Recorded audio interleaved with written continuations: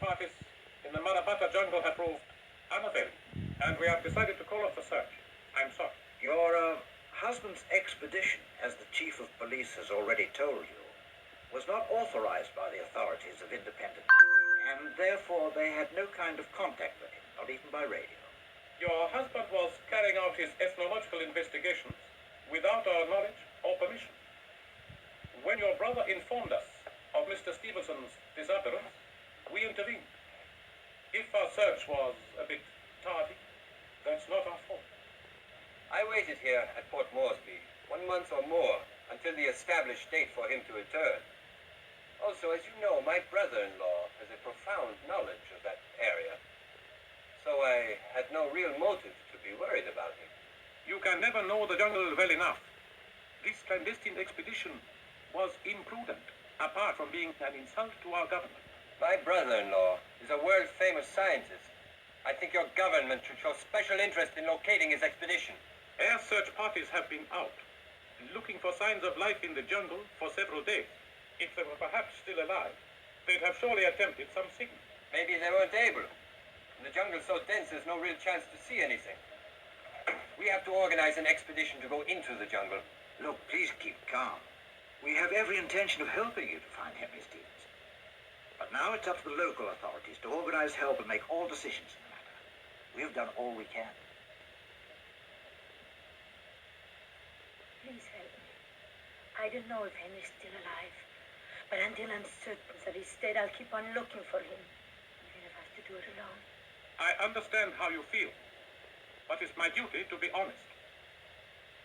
If we have given up, it is because we are certain that after 3 months in that jungle, there could not possibly be any survivors. I'm sorry, Consul Burns, but I have to leave. Of course. And thank you. He has great respect for you. Thank you. I'm very happy to meet you. Likewise. Your husband and I were very close friends. We shared a mutual interest in the primitive peoples of this country. Of course, that world is rapidly disappearing. Eventually, progress in technology will destroy it completely. Tell me, do you have any idea where Henry could be? I'm not sure. He was very reserved about this particular expedition. Strange. He told me he was going. I offered my help, but before I knew it, he was gone. As far as I know, he left alone, maybe with a few natives. I just can't understand why he was so secretive about his expedition. And especially with you. Yes, I thought about that myself. But you know, just because he was so secretive about this journey gives me a strong indication of where he might be. Come. Now, this is the Marabata jungle, the area where they say Henry disappeared. Now, look, about 5 miles offshore is the island of Roka. Now, this island is covered by a very dense jungle which surrounds and protects the sacred mountain of Raurami. Sacred because the local people and the natives believe that the mountain is cursed. And that's where he went. And you've kept quiet about it all this time? What are you talking about? Arthur, please go on. Mrs. Stevens, there's something I think you should know. A few years ago, I was on that island myself. Shortly afterwards, I told Arthur and Henry about my experiences there. Henry seemed fascinated by them. Yes, I think I remember now. Henry told me one of his letters about a mountain that people said had a curse on it. I thought it was just a silly superstition. You'd be surprised how important that belief is to those people. The police won't allow expeditions into the Marabata jungle. They don't want anybody near that island. They say it's because of conservation reasons. But the truth of the matter is, they're afraid of the curse too, just like everybody else. How did you manage to go there? It's a long story, Mrs. Stevenson. It was purely by chance, really. I was on a sailing trip not far off the coast of the island. I hit a storm. Before I knew it, I was shipwrecked on the beach. Because I knew about the legend of the curse, naturally I was curious. I wanted to get to the top of that mountain. I never made it. What stopped you? Some mysterious force. That's about all I can say. Oh, come on. You still believe in that nonsense? Yes.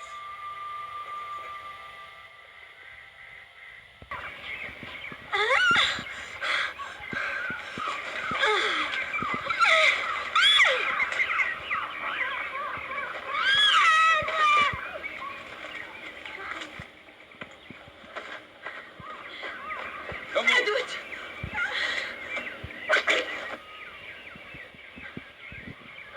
Did he bite you?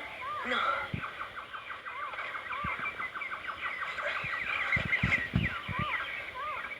You're very lucky, you know that? It's extremely poisonous. First you get a fever, that lasts for about 3 days, then you die. So from now on, I suggest you watch where you're going, and always keep someone behind you. You're leading the expedition. How was I to know? You do now. Marabal Tupacan.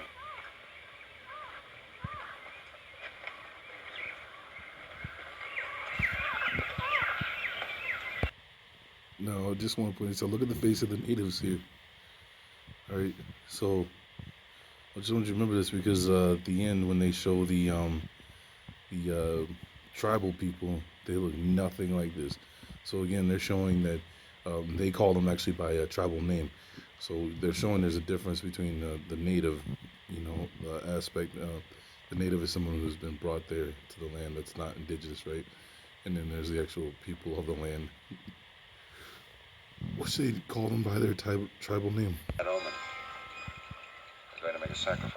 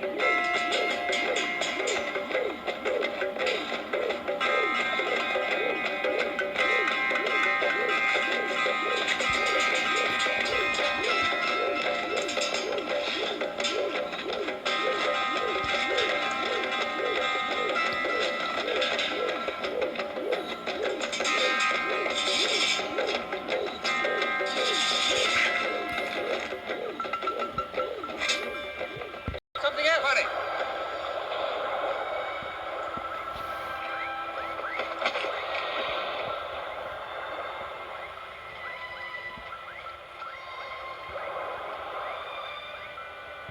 You may not be alone. Could be other bodies. Better have a look around. Day, around.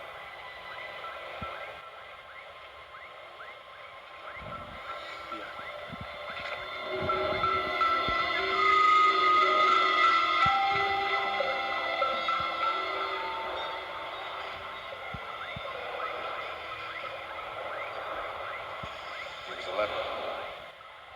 The natives believe that lepers are children of the devil. Maybe they killed him because of that.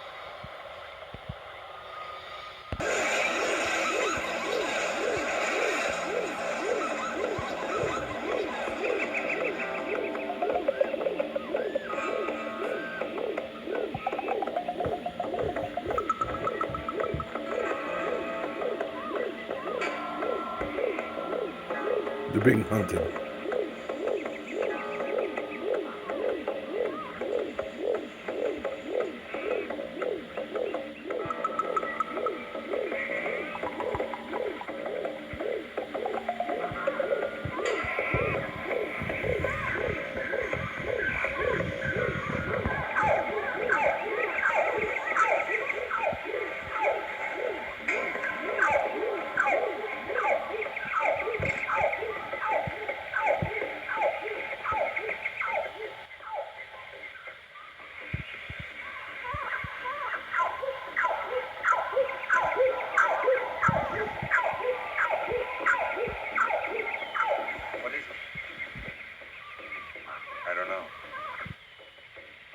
Thought I heard something. Guess I was wrong.